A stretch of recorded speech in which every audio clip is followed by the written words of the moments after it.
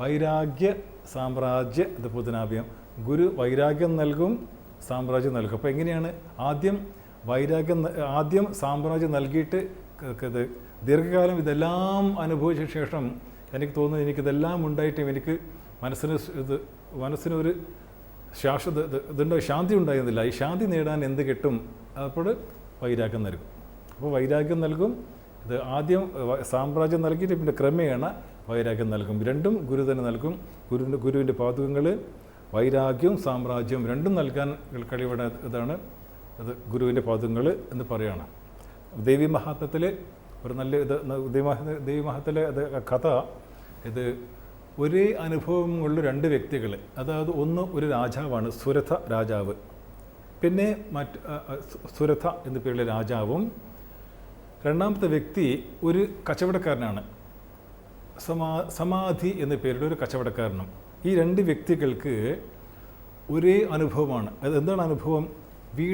ബന്ധുമിത്രാദികളിൽ അവരെ ചതിച്ചിട്ട് അവർ വീട്ടിൽ നിന്ന് ഇറങ്ങിപ്പോയവരാണ്. ഒന്ന് രാജാവ് കൊട്ടാരത്തിൽ നിന്ന് ഇറങ്ങിപ്പോയി, ബന്ധുമിത്രാദികളും ശത്രുക്കളും ഇതെല്ലാം തട്ടിപ്പറിച്ചെടുത്തു. അങ്ങനെ ഒന്നുമില്ലാതെ അദ്ദേഹം നിരാശനായി ഇറങ്ങിപ്പോയ വ്യക്തിയാണ് സുരഥ രാജാവ്. സമാധി എന്ന കച്ചവടക്കാരന് ഇതേ അനുഭവമാണ്. തൻ്റെ സ്വത്തെല്ലാം ബന്ധുമിത്രാദികൾ ചതിച്ചിട്ട് തട്ടിയെടുത്തവരാണ്. അങ്ങനെ രണ്ടുപേരും കാട്ടിലേക്ക് പോയിട്ട് അവിടെ കണ്ടുമുട്ടുകയാണ്. എന്നിട്ട് ഇങ്ങനെ ചർച്ചയാണ്. അങ്ങ് ആരാണ്? ഞാൻ സുരഥ രാജാവാണ്. എനിക്കിങ്ങനെ ഇതാണ് എൻ്റെ അനുഭവം. എൻ്റെ ബന്ധുമിത്രാദികളെല്ലാം എന്നെ ചതിച്ചു, എല്ലാം എടുത്തു കളഞ്ഞു. പക്ഷേ എന്ത് ചെയ്യാൻ, എനിക്ക് ഇതെല്ലാം ചെയ്തിട്ടും എനിക്ക് എന്തോ അവരോട് ഇപ്പോഴൊരു മമത തോന്നുന്നു, ഒരു മമത ഇപ്പോഴും തോന്നുന്നത് എന്ന് പറയാണ്. അപ്പോൾ മറ്റേ കച്ചവടക്കാരനും ഇതേ അനുഭവം പറയാണ്. എൻ്റെയും ഇതേ അനുഭവമാണ്. ഞാൻ വലിയ കച്ചവടക്കാരനാണ്, ഒരുപാട് സ്വത്തും എനിക്കുണ്ടായിരുന്നു. എൻ്റെ ബന്ധുമിത്രാദികൾ എന്നെ ചതിച്ചു, എല്ലായിടത്തും എന്നെ അടിച്ച് പുറത്താക്കി. പക്ഷേ എനിക്കും ഇതേ കാരണം എനിക്കിതെല്ലാം ചെയ്തിട്ട് എനിക്കിപ്പോഴും അവരൊരു മമത തോന്നുന്നതെന്ന് പറയുകയാണ്. രണ്ടുപേർക്കും ഒരേ അനുഭവം. അങ്ങനെ നമുക്കത് അന്വേഷിക്കാം എന്താ ഇതിൻ്റെ കാരണം. അങ്ങനെ അവർ കാട്ടിൻ്റെ അകത്തോട്ട് പോകുമ്പോൾ അവർ സുമേധസ് എന്ന പേരുള്ള ഒരു മഹർഷിയുടെ ആശ്രമം എത്തിച്ചേരുകയാണ്. എന്നിട്ട് അദ്ദേഹത്തെ വണങ്ങിയിട്ട് അദ്ദേഹം ഉപദേശിക്കുകയാണ്. അപ്പോൾ ആ ഋഷിയോട് അവർ ചോദിക്കുകയാണ്, മഹർഷി, ഞങ്ങൾക്ക് രണ്ടുപേർക്കും ഒരേ അനുഭവമാണ്. ഞാൻ രാജാവാണ്, ഇദ്ദേഹം കച്ചവടക്കാരനാണ്. ഞങ്ങളുടെ ബന്ധുമിത്രാക്കളുടെ നമ്മൾ ചതിച്ചിട്ടും ഇപ്പോഴും അവരോട് എന്തോ ഒരു മമത തോന്നുന്നു. ഇതിൻ്റെ കാരണം എന്താണ് എന്ന് പറയുമ്പോൾ അവിടെ സുമേധസ്തൃച്ചി, അവിടെയാണ് അതിൻ്റെ ദേവി മഹാത്മ്യൻ്റെ ആരംഭം. അത് മഹാമായാണ് അതിൻ്റെ കാരണം. ഓം ജ്ഞാനിനാം അപ്പം ചെയ്താം സി ദേവി ഭഗവതി ഹിസ ബലാത് ആകൃഷ്ടമോഹായ മഹാമായ പ്രിയചതി എന്ന് പറയാണ്. ആ ജ്ഞാനിനാം അപ്പം ചെയ്താം, അറിവുള്ളവൻ്റെ വിവേകമുള്ളവൻ്റെ ഇത് വിവേകം പോലും ചേതാമസി മനസ്സിനെ പോലും ദേവി ഭഗവതി ഹിസ, ആ ദേവി ഭഗവതി ബലാതാകൃഷ്യ, ബാലിങ്ങനെ പ്രയോഗിച്ചിട്ട് മഹാമായ പ്രചത്തി, ആ മായയിൽ വലിച്ചെറിയും എന്ന് പറയുകയാണ്. അങ്ങനെ അത് അവിടെ ദേവി മഹാത്മ്യം തുടങ്ങുകയാണ് അവിടെ. അപ്പോൾ ഇതെല്ലാം അതിന് അവസാനം ഈ രണ്ടുപേരും സുരഥ രാജാവും അത് സമാധി എന്ന കച്ചവടം രണ്ടുപേരും ദേവിയുടെ മഹാഭക്തന്മാർ തീരുകയാണ്. എന്നിട്ട് ദീർഘകാലം ദേവി തപസ് ചെയ്ത് ദേവി പ്രത്യക്ഷപ്പെട്ടിട്ട് നേരത്തെ പറഞ്ഞ പോലെ എന്ത് വേണം എന്ന് ചോദിച്ചപ്പോൾ സുരഥൻ പറഞ്ഞു, എനിക്ക് രാജാവ് എനിക്ക് ഞാൻ നഷ്ടപ്പെട്ടാലും തിരിച്ചു കിട്ടണമെന്ന് പറഞ്ഞു. അപ്പോൾ ദേവി അനുഗ്രഹിക്കുകയാണ്. എന്നിട്ട് പറഞ്ഞു, അടുത്ത മന്വന്തരത്തിൽ നീ സാവർണി മനുവായി ജനിക്കും എന്ന് പറഞ്ഞു. അങ്ങനെ അത് സാവർണി മനു, അത് സവർണ എന്ന് ഉദ്ദേശിക്കുന്നത് ഇത് ആദിത്യ ഭഗവാന്റെ പത്നിയാണ് സവർണ. അത് ആദിത്യ ഭഗവാന്റെ പുത്രനായി ജനിക്കുന്നത് സവർണയുടെ പുത്രനാണ് സാവർണി മനു. അങ്ങനെ ഈ രാജാവ് അടുത്ത ജന്മത്തിൽ സാവർണി മനു ജനിച്ചിട്ട് ഇത് എത്രയോ ദീർഘകാലം ഇത് ഐശ്വര്യം എല്ലാം കൊണ്ട് ജനിച്ച് ഇങ്ങനെ അനുഭവിക്കും. സമാധി ചോദിക്കും ഒരു കച്ചവടക്കാരൻ, അങ്ങേക്ക് എന്താ വേണ്ടത്? എനിക്ക് മോക്ഷം മതി എന്ന് പറയും. എനിക്കൊന്നും വേണ്ട, എനിക്ക് മോക്ഷം. അങ്ങനെ ആ കച്ചവടക്കാരൻ അവർ മോക്ഷം നൽകുകയാണ്. രണ്ടും ഇത് നമ്മൾ എന്ത് ചോദിക്കുന്നു അത് ദേവി നൽകും. ചോദിപ്പത് ഈശ്വരൻ നൽകും, ചോദിപ്പത് ഈശ്വരി നൽകും. എന്നാൽ ചോദിപ്പാൻ വേണം വിവേകം എന്ന് പറയുന്നത്. നമ്മുടെ ഈ ജൈൻ മതത്തിലെ മഹാവീരൻ്റെ ഒക്കെ നമ്മൾ കേട്ട് കാണും.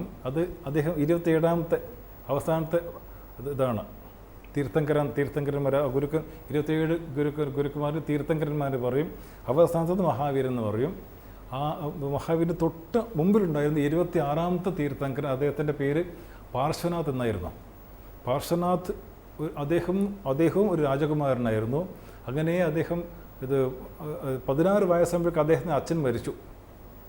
അച്ഛൻ മരിച്ചിട്ട് അതപ്പം ഇവർ മന്ത്രിമാരും കൂടി തീരുമാനിച്ചു ഈ രാജകുമാരനെ രാജാവാക്കാം അങ്ങനെ നിശ്ചയിച്ചു.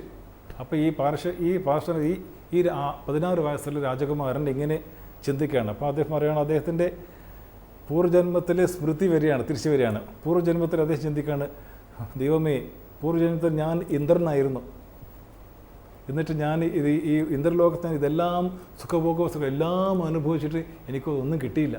ഇനി അതെല്ലാം അനുഭവിച്ച് എനിക്ക് ഒരു മനസ്സിന് ശാന്തി ഉണ്ടായില്ല. ഇതാണ് ഈ ഭൂലോകത്ത് എന്താണ് ഒന്നുമില്ല തീരുമാനിച്ചിട്ട് ഇദ്ദേഹം ആരും അറിയാതെ ഇറങ്ങിപ്പോവാണ്. ഇറങ്ങിപ്പോയിട്ട് സന്യാസം സ്വീകരിക്കുകയാണ്. അപ്പോൾ നമ്മൾ പറഞ്ഞുകൊണ്ടത് അവതാരം ആയി ഗുരുവായി ജീവൻ മുക്തി വേണമെങ്കിൽ നമുക്ക് ജ്ഞാനമാണ് മോക്ഷസാധന. ബോധോന്യ സാധനോഭിഹി സാക്ഷാൻ മോക്ഷൈക സാധനം പാകസ്യ വന്യവത് ജ്ഞാനം വിനാ മോക്ഷ ന സിദ്ധ്യതേ എന്ന് പറയാണ്. ബോധോഹ അന്യസാധനേഭ്യുഹി സാക്ഷാൻ മോക്ഷൈക സാധനം. ഇത് ആത്മബോധത്തിൽ ശങ്കരാചാര്യ പറയാണ്, ബോധ അന്യസാധനേഭ്യുഹി സാക്ഷാൻ മോക്ഷൈക സാധനം പാകസ്യ വന്യവത് ജ്ഞാനം വിന മോക്ഷ ന സിദ്ധ്യതേ. അതായത് നമ്മൾ പല സാധനങ്ങളുണ്ട്. ഈ സാധനങ്ങളിൽ ഏറ്റവും പ്രധാനമായിട്ടുള്ള സാധന ജ്ഞാനമാണ്. ജ്ഞാനമാണ് ഏറ്റവും ശ്രേഷ്ഠമായിട്ടുള്ള ഏറ്റവും പ്രധാനമായിട്ടുള്ള സാധന. പാകസ്യ വന്യവത് ജ്ഞാനം വിന മോക്ഷ ന സിദ്ധ്യതേ. എപ്രകാരം നമ്മൾ പാചകം ചെയ്യുമ്പോൾ ഏറ്റവും പ്രധാനമായിട്ടുള്ള കാര്യം അഗ്നിയാണ്. അഗ്നി ഇല്ലെങ്കിൽ പാചകം നടക്കില്ല. അതുപോലെ പാകസ്യ വന്യവത് ജ്ഞാനം വിന മോക്ഷ ന സിദ്ധ്യതേ. എപ്രകാരം അഗ്നി ഇല്ലാതെ പാചകം നടക്കില്ല, അപ്രകാരം ജ്ഞാനം വിന മോക്ഷ ന സിദ്ധ്യതേ. ജ്ഞാനമില്ലാതെ മോക്ഷം നമുക്ക് പ്രാപിക്കില്ല എന്ന് പറയാണ്. പിന്നെ ഒരു കാര്യം നമ്മൾ പ്രത്യേകം മനസ്സിലാക്കേണ്ടത്, ഇതൊക്കെ കണക്റ്റഡാണ്. നമ്മുടെ necessity of A living master. അമ്മയുടെ കൂടെ നമ്മൾ ജീവിക്കുമ്പോൾ, അമ്മയെ ഒരു ഗുരുവിൻ്റെ സന്നിധിയിൽ ഉണ്ടാകുമ്പോൾ നമുക്ക് ഉണ്ടാകുന്ന പ്രയോജനം. ഇനി ഒരു പ്രധാനമായിട്ടൊരു കാര്യം നമ്മൾ മനസ്സിലാക്കേണ്ടത്, നമ്മൾ സാധാരണ പഠിച്ചിട്ടുള്ളത് ദുഷ്കർമ്മം നമ്മളെ ക്രമേണ നരകത്തിലേക്കും അയക്കും, സത്കർമ്മം ക്രമേണ നമ്മൾ മോക്ഷത്തിലേക്ക് സ്വർഗത്തിലേക്കും അയക്കുമെന്നാണ്. അപ്പോൾ ദുഷ്കർമ്മം ചെയ്യുന്നവന് എന്നേക്കുമായിട്ടുള്ള നരകവും, സത്കർമ്മം ചെയ്യുന്നവന് എന്നേക്കുമായിട്ടുള്ള സ്വർഗവും. ഇതിൽ യുക്തിയില്ല. ഞാൻ ആരും വിമർശിക്കല്ല.